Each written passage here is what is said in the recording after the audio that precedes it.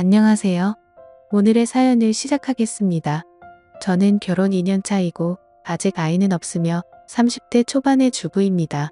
일단 신랑은 저와 동갑이고 7년이란 긴 시간 동안 연애하며 이곳이 헬게이트라는 걸 알면서도 결혼을 했습니다. 그만큼 신랑을 사랑했고 믿었으니까요. 지금도 신랑은 너무 사랑하지만 이대로 가다간 제가 죽을 것 같아서 이혼을 요구 중입니다.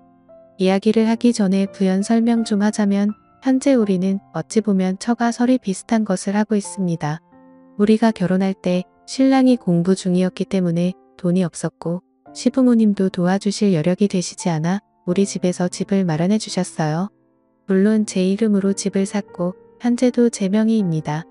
신랑은 결혼 후 6개월 뒤 연구원으로 취업이 되었고 저는 아직도 꾸준히 한 직장에서 근무하고 있고요.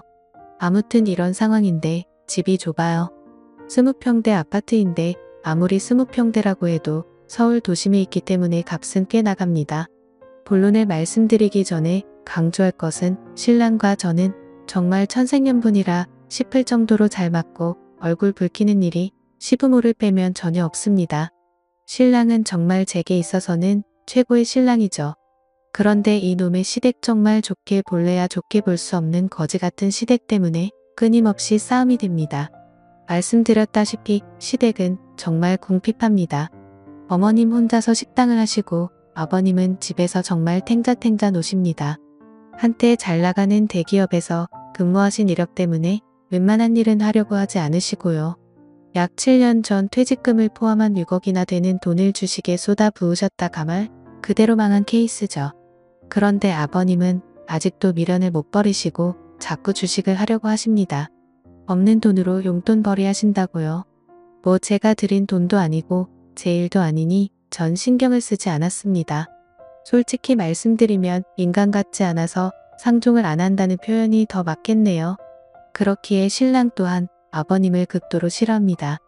말 자체도 섞이지 않고 명절이면 조부모님 댁으로 가서 제사를 지내고 바로 우리 집으로 갑니다.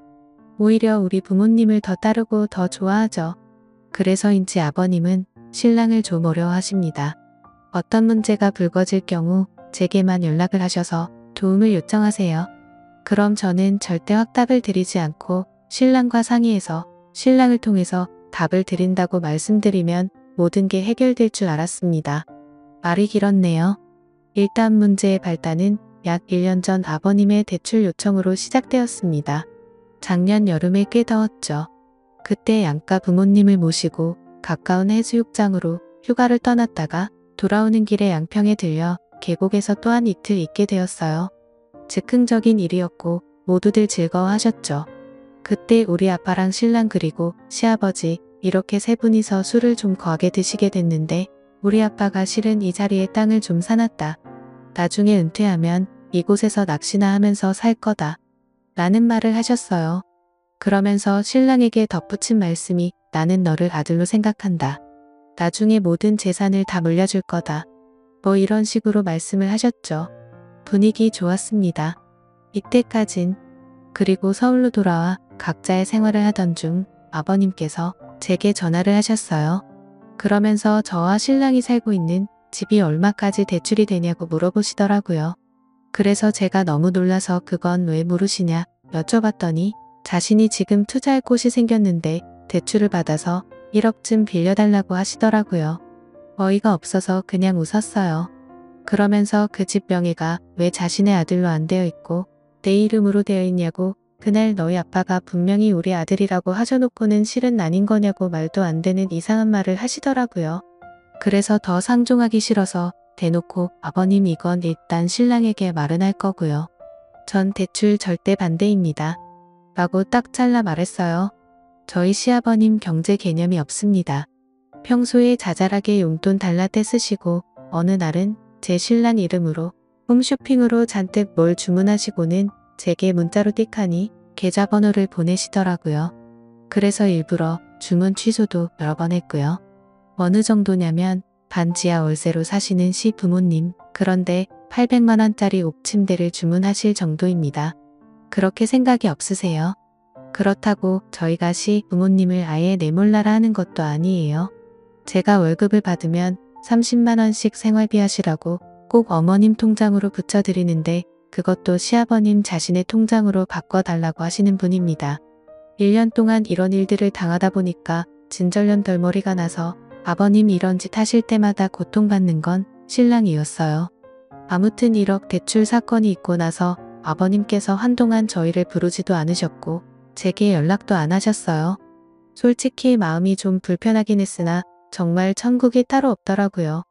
그러다가 친정 아빠가 이번에 양평 땅에 집을 지으신다고 급전이 필요한데 현금이 돌지 않는다시며 신랑과 상의해서 약 5천만 원 정도 대출을 받아줄 수 있느냐, 아빠가 갚을 테고 올해가 가기 전에 다 털 수 있다 하셨어요. 어차피 지금 사는 집이 저희 부모님께서 해주셨고 저희는 솔직히 내후년 이사 계획이 있었는데 이 집을 팔고 그 돈을 부모님께 돌려드릴 생각이었어요. 그렇기 때문에 신랑은 흔쾌히 수락했고 전 당연히 대출을 받아 저희 아버지께 보태드렸습니다. 그리고 지난 주말 양가 부모님들과 함께 계곡을 놀러 갔어요.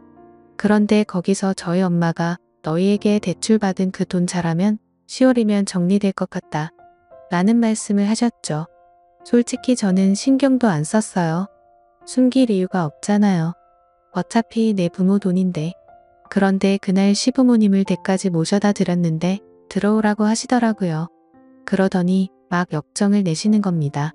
어떻게 내가 나한테 이럴 수 있냐 부터 시작해서 머리가 없다느니 배웠다고 맨날 공평 형평 찾는 것들이 이렇게 부모가 아무것도 없다고 개무시를 한다느니 전 무슨 소린가 했어요.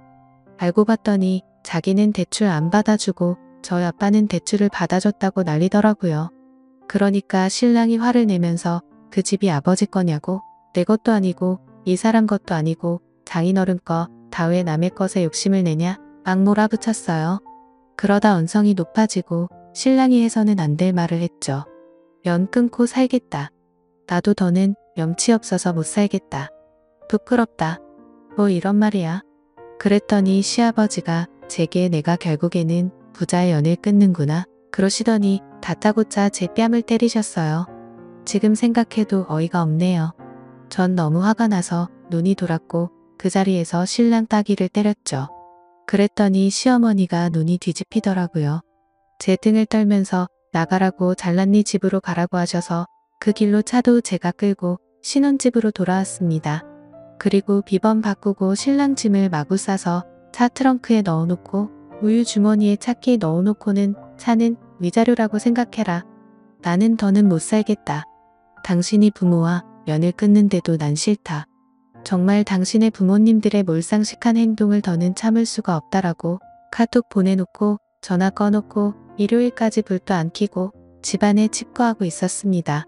문 두드리고 벨 누르고를 3시간에 한 번씩 하더니 아무도 없다고 느꼈는지 오후 9시가 되어서는 조용하더라고요. 음성이 여러 들어와 있고 마음은 아프지만 정말 생각하면 할수록 억울하고 화가 나네요. 그리고 바로 등기로 이혼 신청서를 시댁으로 보냈어요. 바로 당신들 때문에 이혼하게 되었다고 얼마나 행복하시냐고 위자료 같은 건 청구하지 않을 거라고 그냥 이대로 조용히 이혼만 하게 해달라고 편지를 넣었고요. 신랑이 오늘 점심시간에 회사로 찾아왔고 제발 생각 바꿔달라고 울면서 빌었어요. 평생을 잘하면서 산다고요. 장인어른과 장모님을 부모로 생각하고 자신의 부모와는 연 끊고 살겠다고요. 하지만 핏줄을 제가 왜 끊나요? 그건 해서는 안 될 일이죠. 신랑의 얼굴을 보기 전까진 확고했지만 신랑을 보고 나니 또 마음이 흔들리네요. 얼굴이 반쪽이 되었더라고요. 아마 아무것도 먹지 못했을 거예요. 예민한 사람이라 잠도 못 잤을 테고 너무 마음이 아픕니다. 저에게 시집 식구들이 전혀 터치를 하지 않는다는 각서의 공증을 받고 신랑과 그냥 살고 싶단 생각이 듭니다. 시아버지란 작자는 정말 목소리도 듣고 싶지 않고요. 어떻게 하는 게 가장 현명한 일인지 알려주세요. 저희 부모님은 너만 시댁과 연 끊고 신랑은 대소사 때만이라도 드나들게 해라. 이혼을 하기엔 너희들은 좋지 않느냐라고 저를 회유하시는 중입니다. 솔직히 이혼녀의 딱지도 좀 두렵긴 하고요. 현명하게 대처하는 방법 좀 알려주세요. 오늘의 사연 들어주셔서 감사합니다. 여러분의 생각은 어떠신지 댓글 달아주세요. 재미있게 시청하셨다면 구독, 좋아요 부탁드립니다.